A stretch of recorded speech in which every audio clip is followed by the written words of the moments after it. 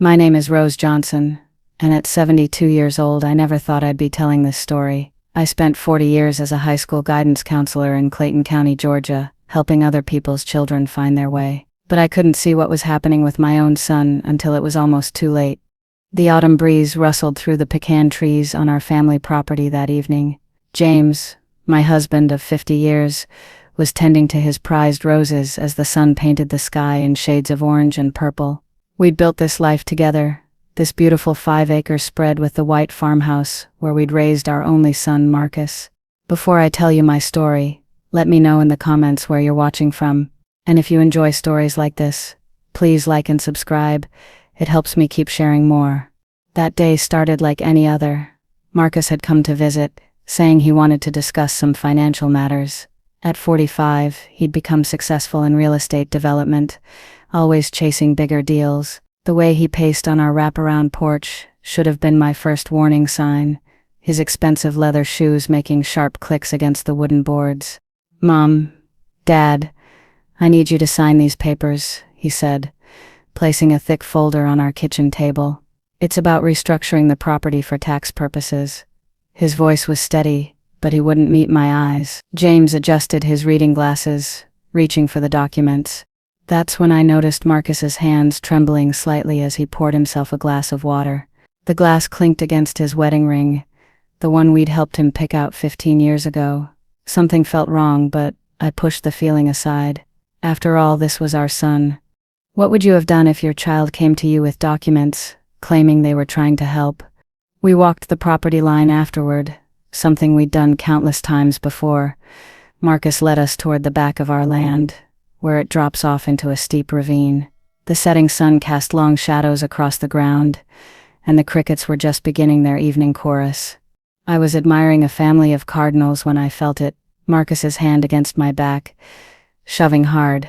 In that terrible moment, I heard James gasp beside me. We tumbled forward together, my husband's arm wrapping around me as we fell. But here's what Marcus didn't know. His father had been a special forces instructor before retiring. As we rolled down that steep incline, James pulled me close and whispered 3 words that saved our lives. "Pretend we're dead." At the bottom of the ravine, we lay still, my heart pounding so hard I thought it would give us away. Above us, Marcus's silhouette appeared against the darkening sky. He stood there for what felt like hours, but was probably only minutes, watching, waiting. But tell me, should I have seen this coming? What signs did I miss from my own child? The truth about those papers, and why Marcus wanted us gone, would shake our family to its core. But that's not even the most shocking part of this story. The ravine's damp earth pressed against my face as we lay motionless. Every muscle in my body screamed to move, but James's military training kept us still. Above us, Marcus's footsteps crunched through fallen leaves, growing fainter until they disappeared completely. "Wait," James breathed against my ear, his voice barely a whisper. We stayed frozen for another 20 minutes, though it felt like hours. The evening chill seeped through my clothes, and somewhere nearby, water dripped steadily from the rocks. If you're following this story, drop a heart emoji in the comments. I read every single one. When we finally dared to move, pain shot through my left shoulder. James helped me sit up, his weathered hands gentle despite their trembling. In the growing darkness, I could see a gash on his forehead, blood mixing with dirt. "Rose," he said, pulling out his old flip phone, the one Marcus always teased him about keeping. "We can't go home." He was right. Our son thought we were dead, and we needed to understand why before we revealed otherwise. James called his old army buddy, Robert, who lived 2 counties over. "Don't use your cell phones," Robert advised when he picked us up an hour later. "Marcus will be tracking those." In Robert's spare bedroom that night, as James cleaned my scrapes with peroxide, we pieced together the puzzle. The documents Marcus had us sign. I remembered how he'd shuffled them quickly, showing us only the signature pages. "Tax purposes," he'd said. But my decades as a counselor had taught me to read people, and now I read the truth in my memory. The slight twitch in his left eye, the way he'd positioned himself between us and the papers. "What made our own son want us dead?" I whispered to James in the darkness. My husband's silence spoke volumes. The next morning, Robert's wife, Patricia, a retired legal secretary, helped us get copies of what we'd signed. My hands shook as I read the real documents. Marcus hadn't just tried to take our property. He'd created an elaborate scheme. He'd forged documents dating back months, building a paper trail that made it look like we'd sold him everything and planned to move to Florida. But here's where it gets even darker. Hidden in those papers was evidence of something much bigger than our 5 acres. Marcus's real estate company wasn't just developing properties, he was running a complex fraud scheme. Our land was meant to be collateral for millions in illegal loans. With us missing, presumed moved to Florida, he would have complete control. The bank statements, James said suddenly, his face ashen. Remember last month when he insisted on helping us with our online banking? We'd thought it was just a son helping his aging parents with technology. Instead, he'd been laying groundwork, setting up transfers that would drain our accounts after our disappearance. What would you do if you discovered your child had spent months planning your murder? That's when Patricia found something that made my blood run cold. Another set of documents, prepared but not yet filed, detailed how Marcus planned to sell our land to a construction company. The proposed project, a waste management facility, the same type of facility that had been making headlines for illegal toxic dumping in 3 other counties. Our beautiful pecan trees, James's rose garden, the land where we'd raised our son, it would all become a toxic waste dump, and our convenient deaths would silence any questions about the property's history or the speed of the permits. I thought of our neighbors downstream, the families whose wells would have been poisoned, the children who played in the creek that ran through our land. Marcus hadn't just betrayed us, he'd planned to destroy an entire community. But there was one detail that kept nagging at me, one piece that didn't fit. In all the documents, I kept seeing references to a woman named Sarah Chen. The name was familiar, but I couldn't place it. When I mentioned it to Patricia, she froze. "Sarah Chen," she said slowly. "Isn't that Marcus's mother-in-law?" And that's when I realized this betrayal went far deeper than we knew, because Sarah Chen wasn't just Marcus's mother-in-law. She was the regional director of environmental protection, the very person who would have had to approve those waste management permits. The question wasn't just why our son had tried to kill us. The question was who else was involved, and how far would they go to keep their secret. But before I could process this revelation, James's burner phone buzzed with a text. It was from our neighbor Betty. "Police at your house. Marcus crying, says you and James missing since yesterday. Search parties starting." The performance had begun. Our son was playing the part of the worried child, while we sat in hiding watching our own missing persons case unfold on the local news. What we didn't know then was that someone else was watching too. Someone who had their own reasons for making sure the truth about Marcus and Sarah Chen never came to light. The morning news flickered on Robert's small kitchen TV. There was Marcus, his face a mask of concern, standing in front of our farmhouse. "My parents are avid hikers," he told the reporters, his voice breaking perfectly. "They often walk the property, but they always come home before dark." I gripped my coffee mug so hard my knuckles turned white. Beside me, James muttered something under his breath, a phrase from his military days that I pretended not to hear. 24 hours earlier, our son had pushed us down a ravine. Now he was orchestrating a search party. If you're still with me, type justice in the comments. This story only gets more intense from here. Robert's kitchen phone rang, the landline we'd been using to avoid cell tracking. It was Betty again, our neighbor of 30 years. "Rose," she whispered. "Something's not right. Marcus brought a woman to your house this morning. She's going through your files." "What does she look like?" I asked, already knowing the answer. "Asian, elegant, maybe 60, wearing a green pantsuit." Sarah Chen, Marcus's mother-in-law, had joined the performance. James and I shared a look. We'd met Sarah only a handful of times at family gatherings.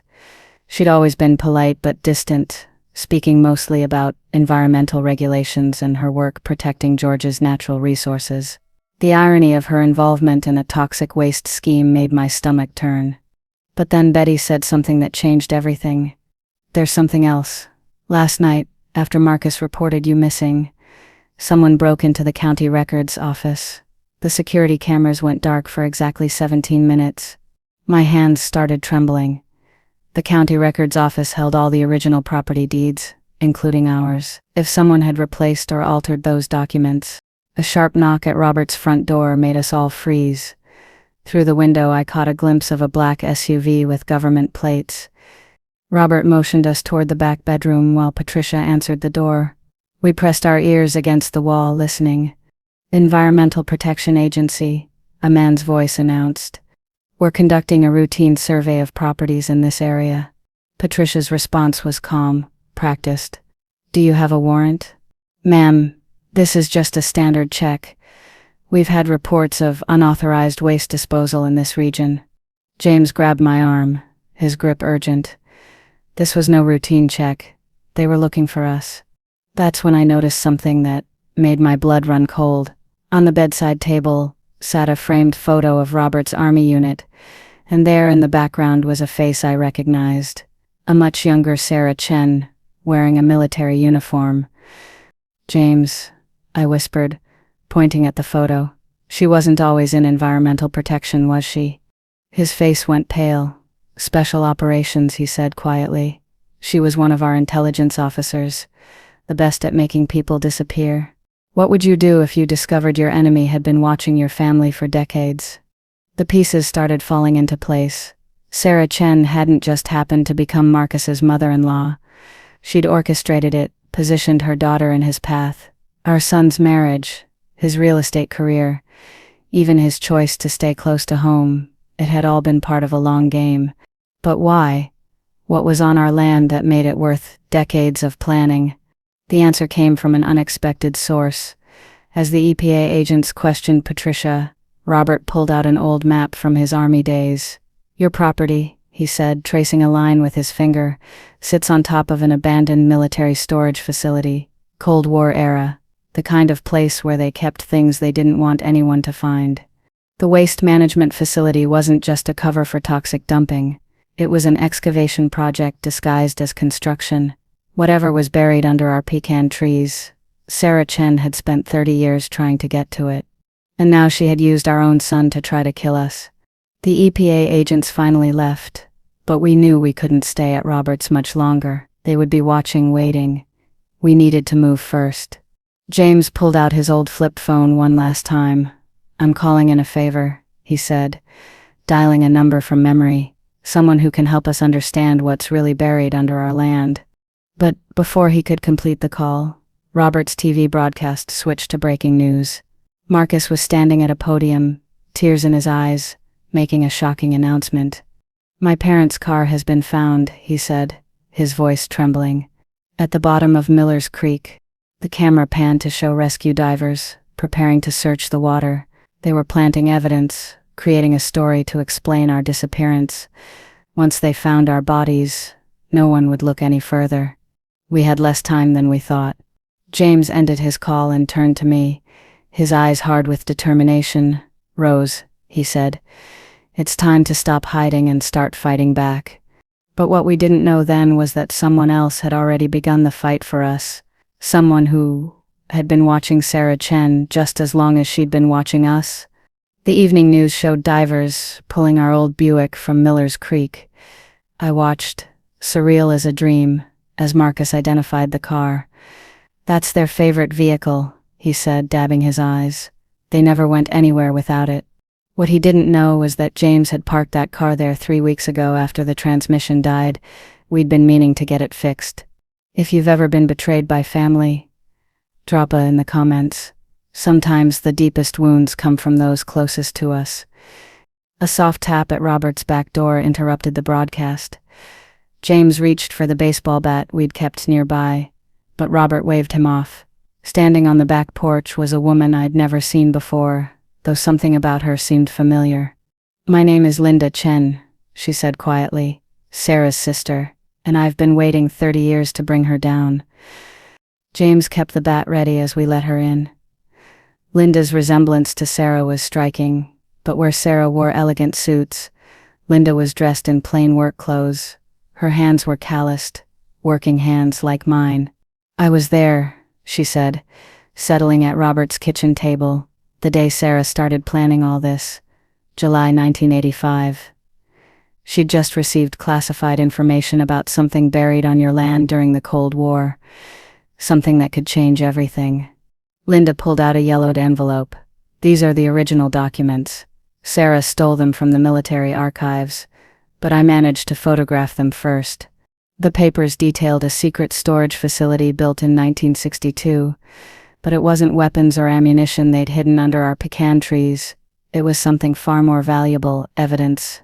Your land, Linda explained, sits on top of proof that could expose decades of illegal military experiments, chemical tests, unauthorized trials, all conducted without consent or oversight.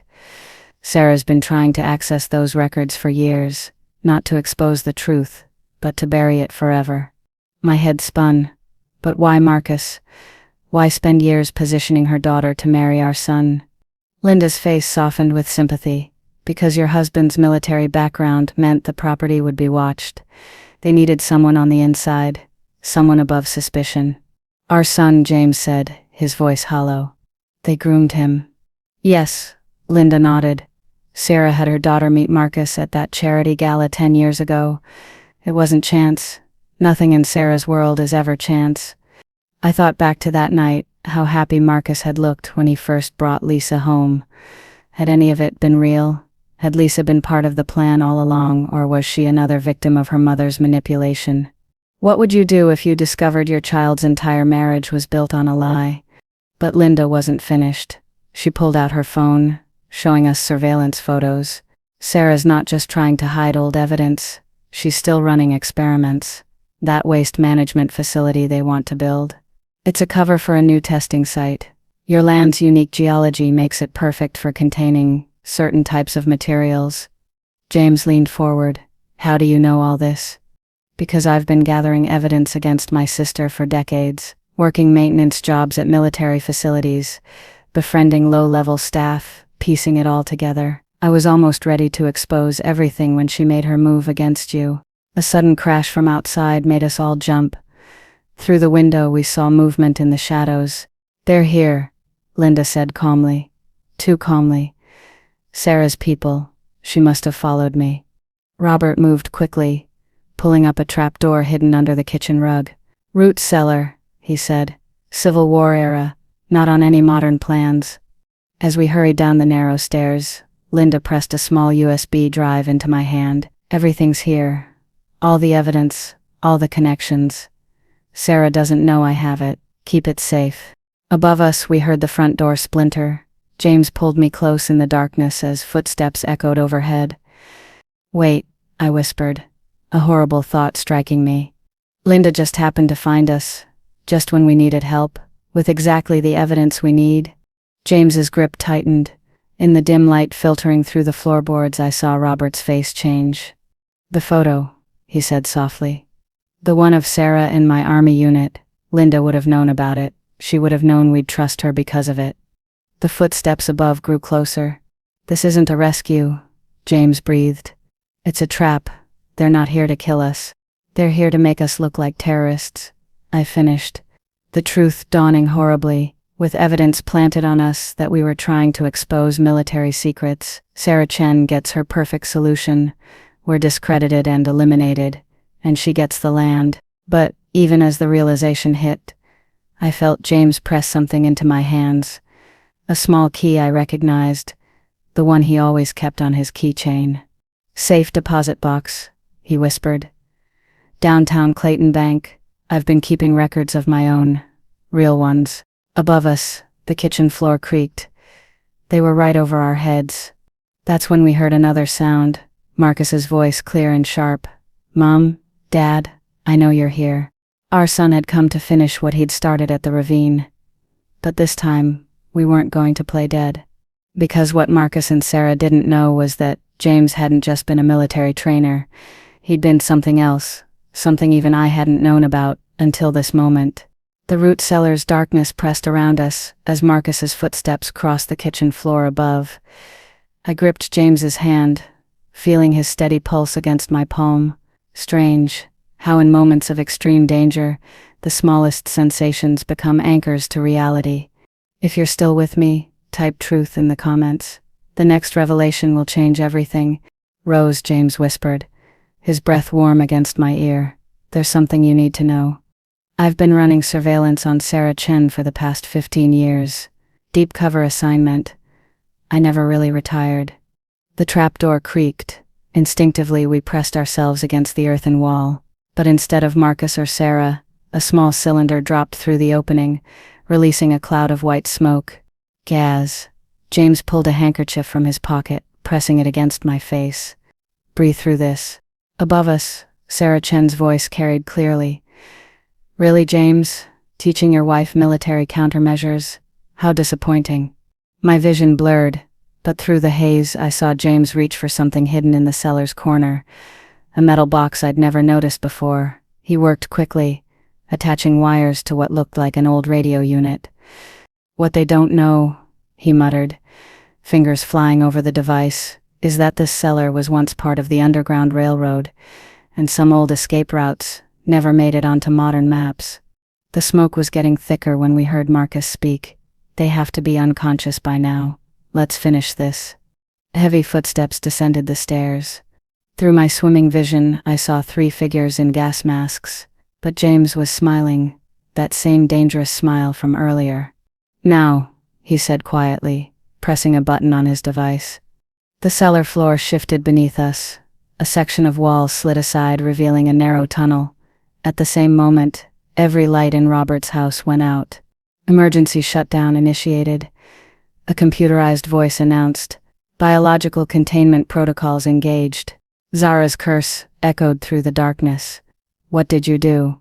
Activated the facility's original defense systems, James replied calmly. The same ones you've been trying to hack for decades.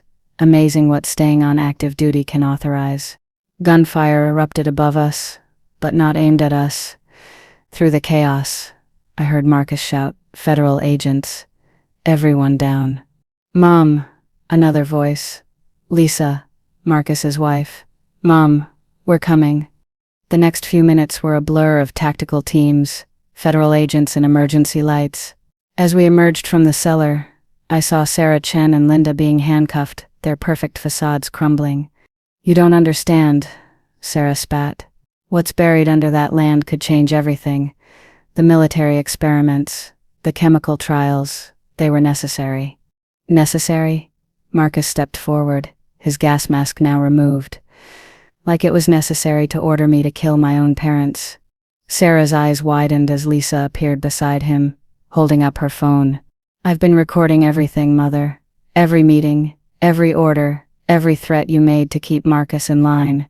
Did you really think I wouldn't investigate after finding those files in your office?" "You see, Sarah," James said, "you're not the only one who can play the long game. While you were busy orchestrating your perfect plan, we were building a case. Every document you buried, every witness you silenced, we found them all." I looked at my son, really seeing him for the first time in years. The strain around his eyes, the weight he'd been carrying. "The ravine," I whispered. "You knew your father would protect me." Marcus nodded, tears streaming down his face. "We had to make it convincing, had to make Sarah believe she'd won. I'm so sorry, Mom. What would you do if you discovered your child's betrayal was actually an act of protection?" Through the kitchen window, I could see more federal vehicles arriving. News vans too, their lights cutting through the Georgia night. "The evidence?" Sarah asked, her voice hollow as agents led her toward the door.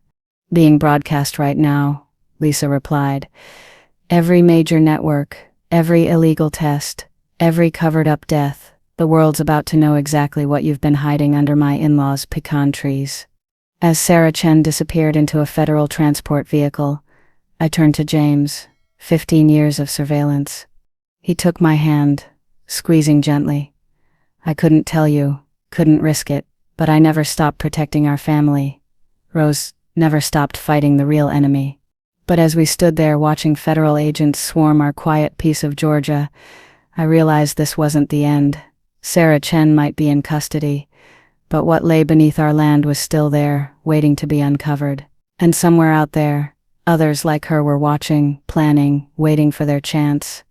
The truth about our property was just the beginning. The next morning dawned with a surreal quietness. Federal agents swarmed our property, setting up white tents and equipment I'd never seen before. From Robert's front porch, I watched them mark off sections of our pecan grove with yellow tape. "They're scanning for access points," James explained, handing me a cup of coffee. "The original facility has multiple entrances.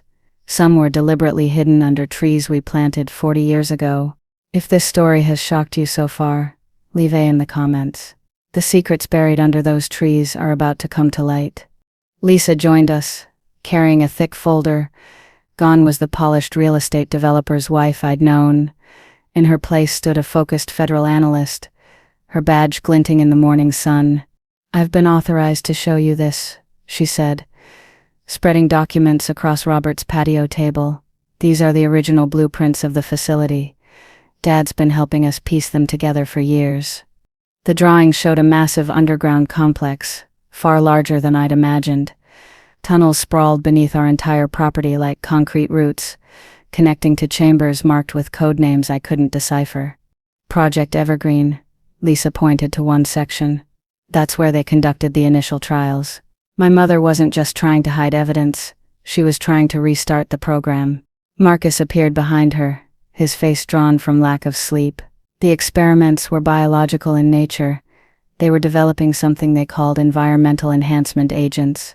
Chemicals designed to accelerate plant growth, create drought-resistant crops. But something went wrong," James added grimly. "The agents had unexpected effects. People living near the test sites started showing symptoms: memory loss, tremors, worse. What would you do if you discovered your family garden sat atop a secret laboratory?" A commotion near the main tent drew our attention. Hazmat-suited figures were clustering around something. Through my binoculars, I could see they'd uncovered a metal hatch, its surface still gleaming after decades underground. "That's entrance point, Charlie," James said. "I helped map it 15 years ago, but we could never safely open it. The security systems were too complex." "Until now," Lisa added, pulling out her tablet. "Mother kept all the access codes in her personal files. She never imagined her own daughter would crack her encryption." As we watched, the hatch slowly opened. A stale metallic smell drifted across the property, the breath of a long-sealed tomb. That's when Marcus received a text that made him pale. "Lisa," he said, showing her his phone. "Your father." Lisa's hands began to shake. "He's awake, and he's asking for me." The revelation hit me like a physical blow. Lisa's father, Sarah Chen's ex-husband, had been in a coma for 12 years. A coma that had conveniently started right after he'd threatened to expose his wife's activities. "He wasn't sick," Lisa whispered. "She poisoned him, kept him sedated in a private facility. All these years I thought she couldn't finish."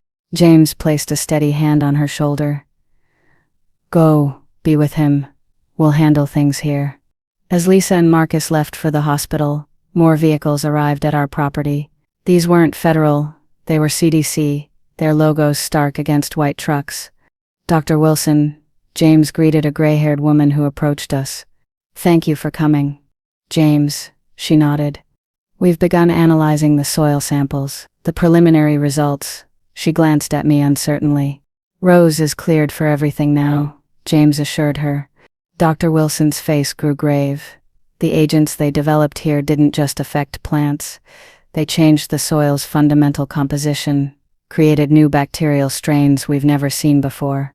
Some of them are still active, still evolving." "Is it dangerous?"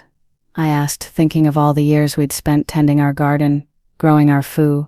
The green mist curled around our ankles like living smoke, carrying a scent that reminded me of rotting leaves and ozone.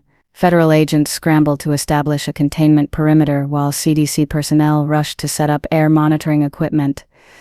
"It's not toxic," Dr. Wilson called out, reading data from a handheld device. "But these readings, they're impossible. If you're still following this nightmare, type survive in the comments. What happens next changed everything we thought we knew." James pulled me toward the command tent, his military training evident in every precise movement. Inside, monitors displayed live feeds from cameras being lowered into the facility. The mechanical hum grew louder, taking on an almost rhythmic quality. There, Dr. Wilson pointed to one screen. That chamber wasn't on any of the blueprints. The camera showed a vast circular room filled with what looked like giant glass tubes, each containing dark shapes suspended in glowing green liquid. Most tubes were cracked and empty, their contents long since dried up, but one remained intact, its surface fogged with condensation.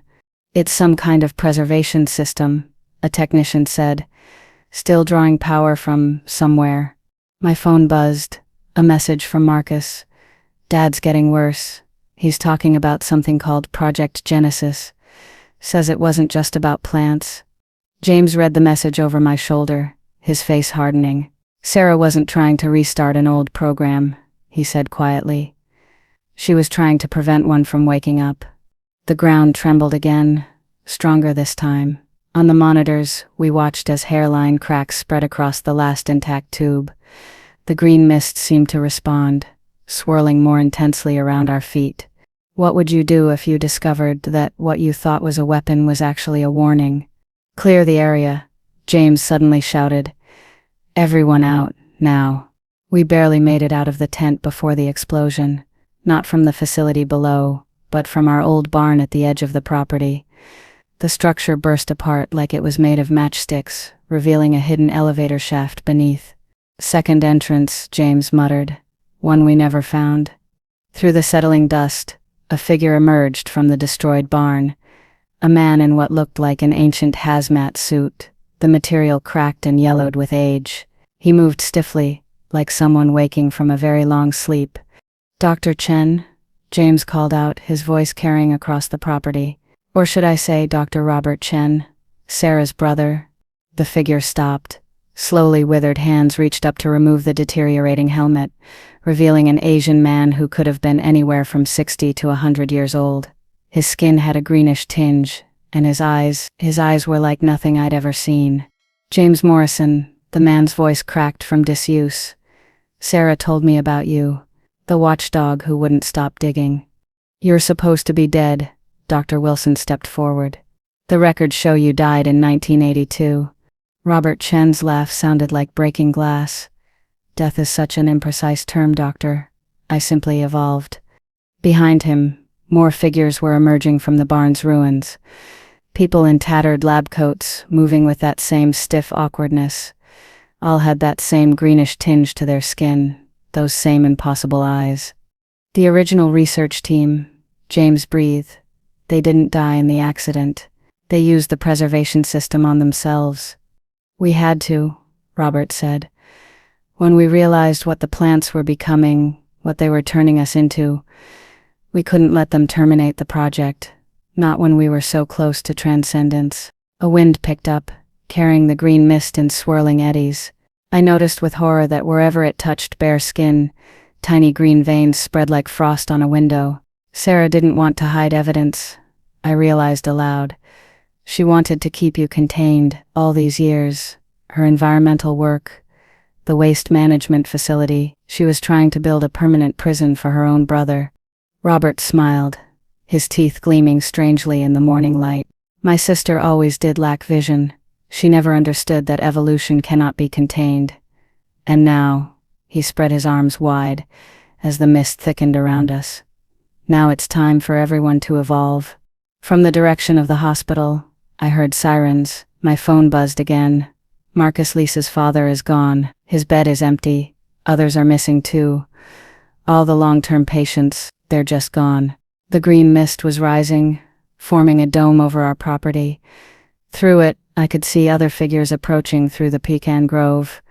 More awakened sleepers, their bodies transformed by decades of exposure to whatever was growing in our soil.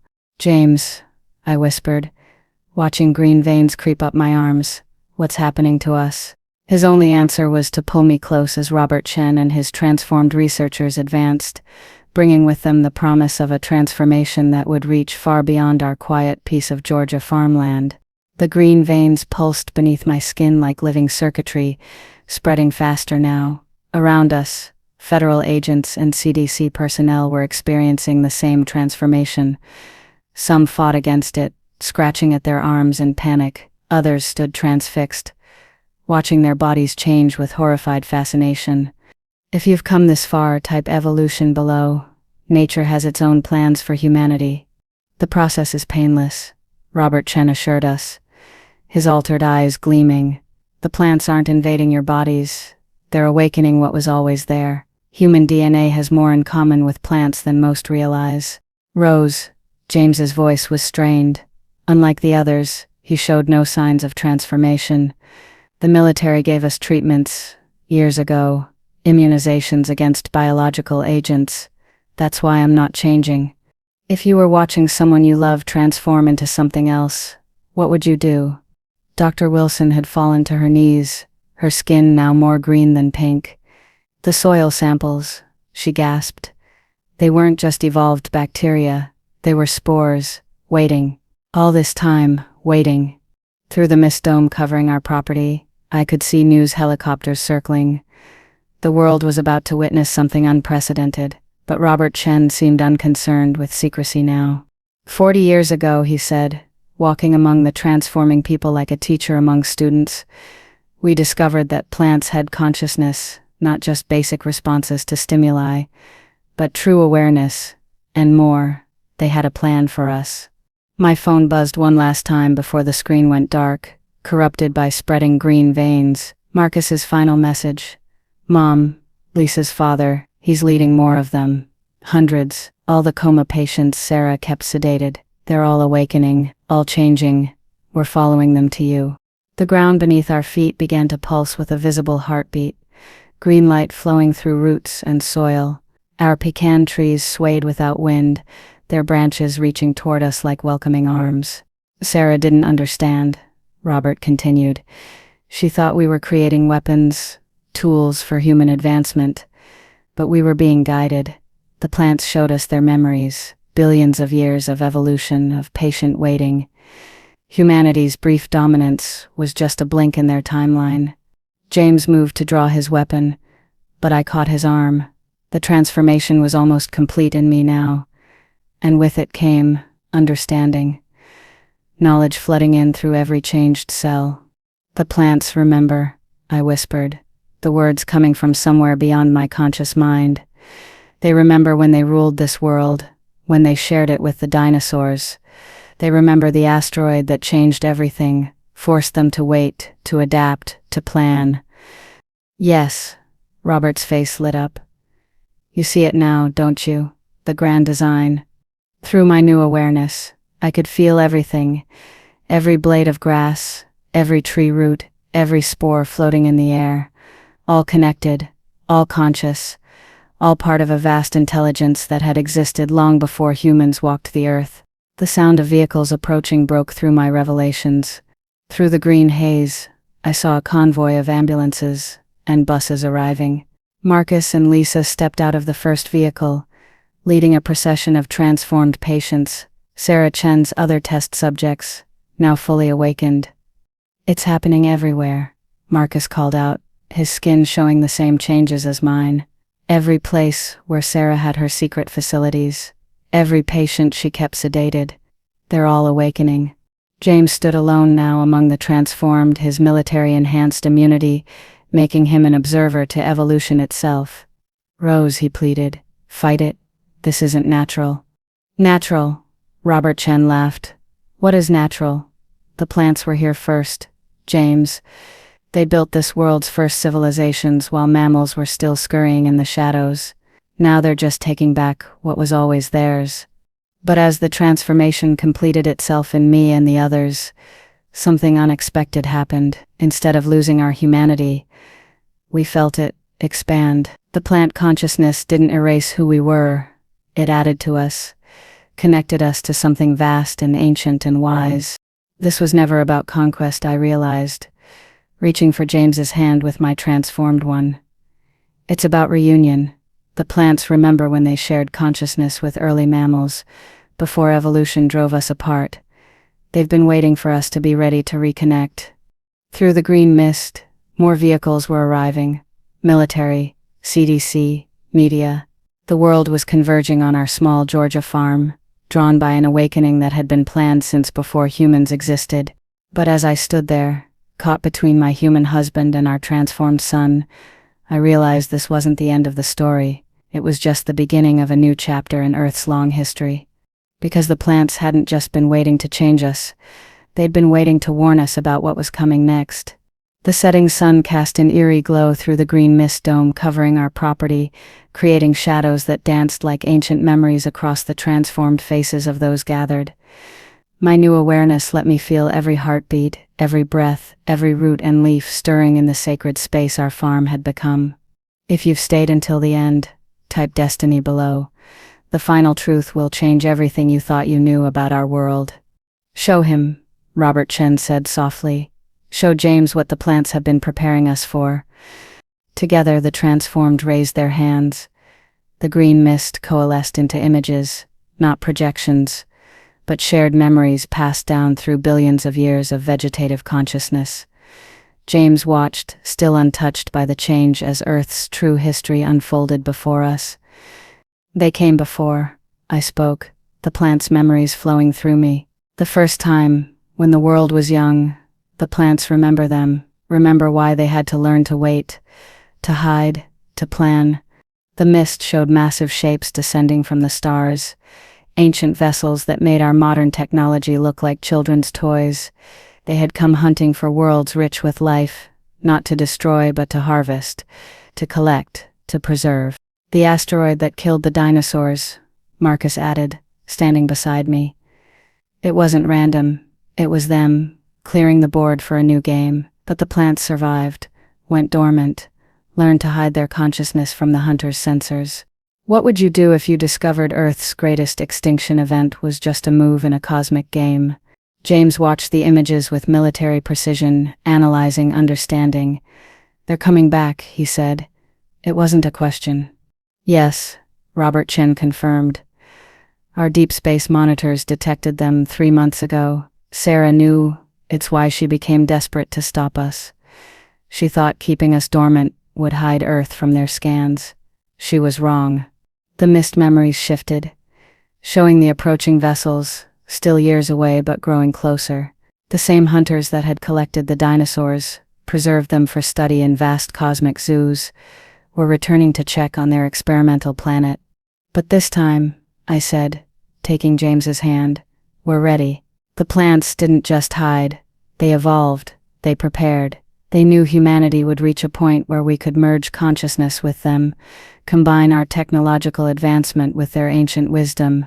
The transformation isn't just about changing us, Lisa added, joining us with her awakened father. It's about making us invisible to their sensors. They're looking for separate species, discrete forms of life they can categorize and collect. But, united, connected in a vast network of shared consciousness, we become something they've never seen before. The ground pulsed beneath us as more people arrived at our farm, drawn by an instinct they didn't yet understand. The transformation was spreading, not through force, but through choice. Those who were ready simply awakened.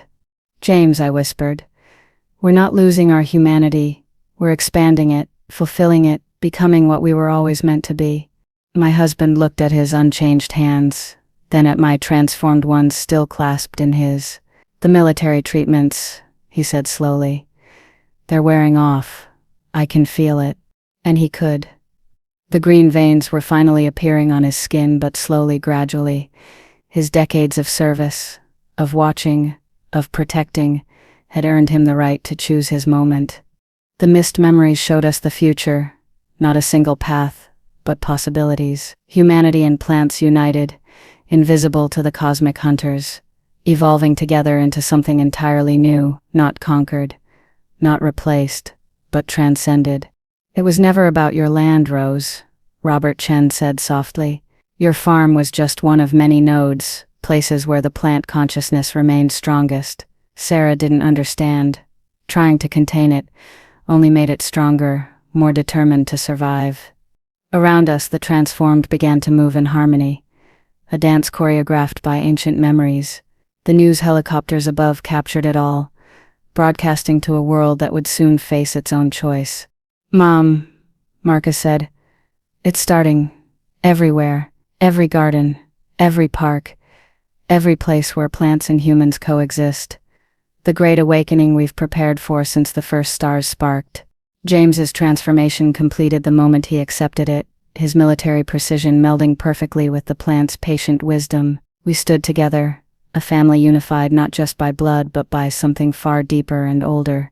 The hunters were coming, yes, but they would find Earth changed, protected not by weapons or walls, but by the most powerful force in the universe, life's endless ability to adapt, to survive, to transcend. Our small Georgia farm had become ground zero for humanity's next great leap forward. Not with a bang or an apocalypse, but with a quiet awakening, a gentle transformation, a return to our oldest allies. The green mist rose higher, reaching toward the stars where our future waited, and in that moment, we were ready. Because sometimes the greatest revolutions don't destroy what came before. They simply help it grow into something more. The Pecan Grove looks different now, though tourists rarely notice. The trees, ancient sentinels of our family's legacy, have grown in ways that defy traditional biology. Their branches weave together in complex patterns, creating natural archways that pulse with gentle bioluminescence at night. If this epilogue moves you, share it to show you've witnessed humanity's next chapter. I'm sitting on our front porch, watching a group of children playing in the distance. Their skin holds the subtle green tint that's become common now, and they communicate through a mixture of words and the shared consciousness we call the green net. They're not just playing, they're learning from the plants, absorbing millennia of stored knowledge through direct connection with the earth. James approaches, his military bearings still evident despite the transformation. He's become a bridge between the old and new worlds, helping ease the transition for those who resist change. The government may have collapsed in the traditional sense, but new structures emerged, organic and adaptive, just like us. The hunters' ships crossed Mars's orbit this morning, he says, sitting beside me. Their sensors are still searching for discrete life forms, cataloging what they expect to find. I nod, feeling the ripple of awareness through the green net. Every transformed human on Earth can sense them now, those vast vessels that once triggered mass extinctions. But we're no longer afraid. Marcus and Lisa appear from the research center we built, where the old barn once stood. They've become leaders in what we call evolutionary diplomacy, preparing for first contact with the hunters not as prey but as something entirely new. The global integration is at 97%, Lisa reports, her transformed eyes gleaming with data streams only we can see. Most of the holdouts are coming around, especially since the medical benefits became clear. She's right. The transformation didn't just connect us to plant consciousness, it enhanced our bodies in ways we're still discovering. Cancer, heart disease, most genetic disorders, they've become rare as our hybrid biology repairs itself using ancient plant mechanisms. Robert Chen's group made contact with a mycological network in South America, Marcus adds. The fungal consciousness is different from the plants, but compatible. It's adding new dimensions to the green net. Robert Chen himself is somewhere in Asia now, helping coordinate the global response to our approaching visitors. His sister Sarah, after her release from federal custody, chose transformation and now works to protect Earth's essential biodiversity. Redemption, like evolution, takes many forms. Through the green net, I feel a sudden surge of excitement from the children. They've discovered something in the soil, memories from the dinosaur era, preserved in ancient root systems. This is how we learn history now, directly from the source, unfiltered by human interpretation. Remember when we thought we were under attack? I asked James, leaning against his shoulder. When we hid in that root cellar, thinking we were fighting for our lives? He chuckles, the sound carrying harmonics that resonate with nearby plants. We were fighting for our lives, just not in the way we thought. We were fighting for the right to become this. A shadow passes overhead, one of the new hybrid vehicles, part technology and part living tissue, that we use for long-distance travel. It's heading toward Atlanta, or what used to be Atlanta. Cities have changed, becoming integrated biological systems rather than concrete wastelands. The hunters will be here soon, Lisa says softly. Weeks, maybe days. Are we ready? Through the green net, I feel the collective response of billions of transformed humans and countless plants, all united in purpose. We're not hiding from the hunters. We're preparing to teach them, to show them that there are better ways to preserve and study life than collecting it in cosmic zoos. The sun sets, and our pecan grove begins its nightly display of bioluminescence. The children are heading home, each connected to their families through bonds that go deeper than blood. In the distance, I can see the soft glow of other transformed communities, each a node in the vast living network that Earth has become. Do you ever miss the old world? James asks, a question that still surfaces sometimes among the transformed. I think about our simple farm life before, about the boundaries we used to draw between species, between consciousness, between what we called natural and unnatural.